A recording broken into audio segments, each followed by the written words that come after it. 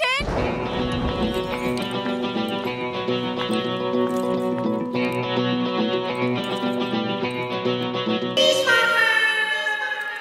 Well done officers.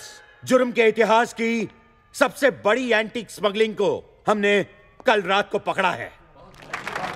हमारे देश के हजारों साल पुराने प्राइसलेस हीरे, मोती, जवाहरात, पेंटिंग्स, स्टैच्यूज, कुल मिलाकर 10,000 किलो का नेशनल ट्रेजर विदेशी मुल्क को बेचे जाने से हमने रोका है। अंदाजा लगाया जाता है कि इंटरनेशनल मार्केट में इसकी कीमत 500 करोड़ रुपए है। इंटरपोल को शक है कि यह सारा माल एंटीक स्मगलर्स जौहरी ब्रदर्स का है।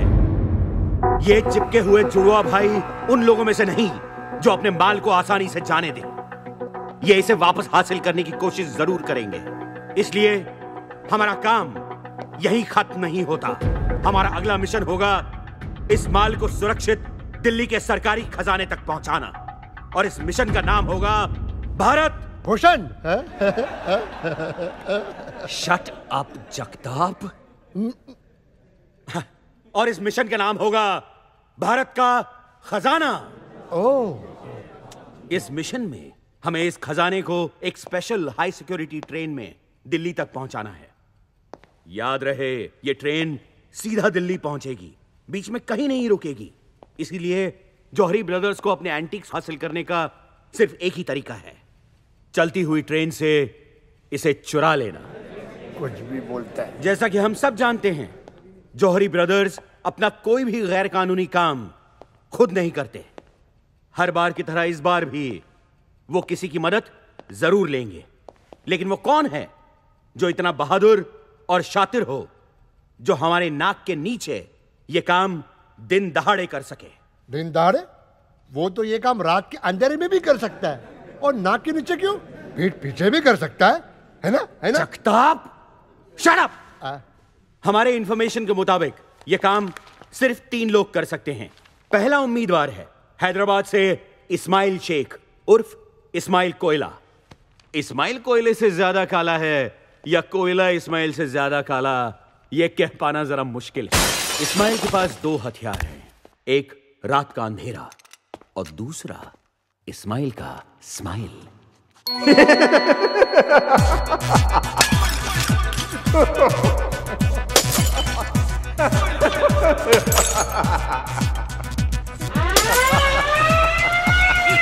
इस्माइल कोयला, you are under arrest. Ismail रात के अंधेरे में टॉर्च किसी निकालो। साये की तरह कहीं खो जाता है। लगता है फिर भाग गया।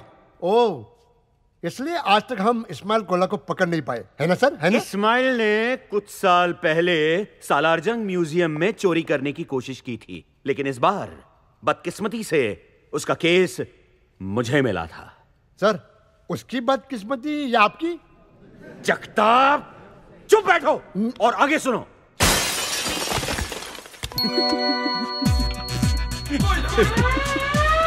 इस्माइल कोयला, यू आर अंडर अरेस्ट। लेकिन इस्माइल के ये सारे हथखंडे अब पुराने हो चुके थे। इस्माइल, ये चोरी चकारी छोड़कर शराफत की जिंदगी क्यों नहीं बसर करते?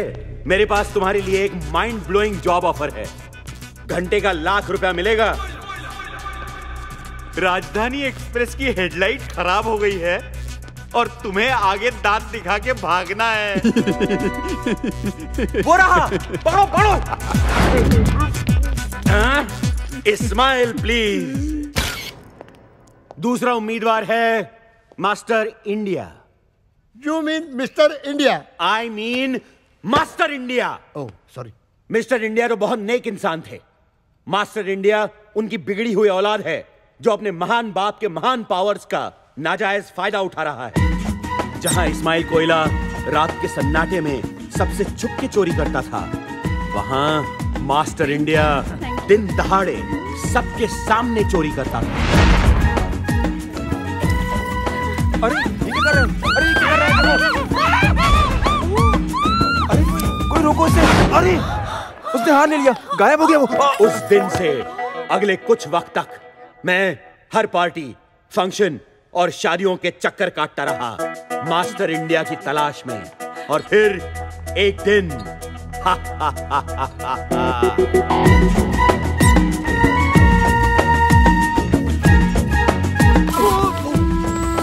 सॉरी सॉरी, उससे हाथ मिलाने के बहाने मैंने उसका ब्रेसलेट बदल लिया।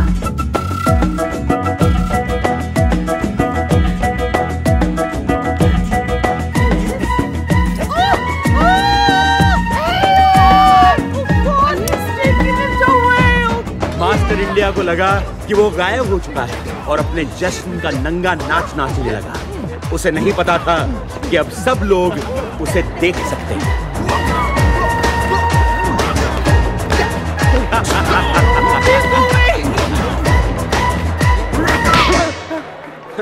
मास्टर इंडिया, कमिश्नर खुश हुआ। और अब बचता है हमारा तीसरा और अब तक आजाद उम्मीदवार, मुंबई से तबरेज मिर्जा खान उर्फ 30 मार खान। इसके फैंस इसे आधा रॉबिन हुड भी कहते हैं। आधा रॉबिन हुड क्यों सर? क्योंकि अमीरों से लेता तो है पर गरीबों को देता नहीं।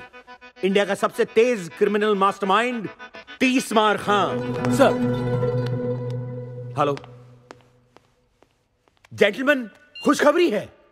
मिस्टर इंडिया पार्ट 2 शुरू हो रहा है। तेरी अभी अभी खबर मिली है कि 30 मार खान पेरिस में गिरफ्तार हो चुका है। अपने फैंस को ऑटोग्राफ देते हुए। बदकिस्मती से उनमें से एक फैन इंटरपोल का खुफिया एजेंट था। Thank you. Gentleman, as we speak 30 मार खान इंडिया लाया जा रहा है।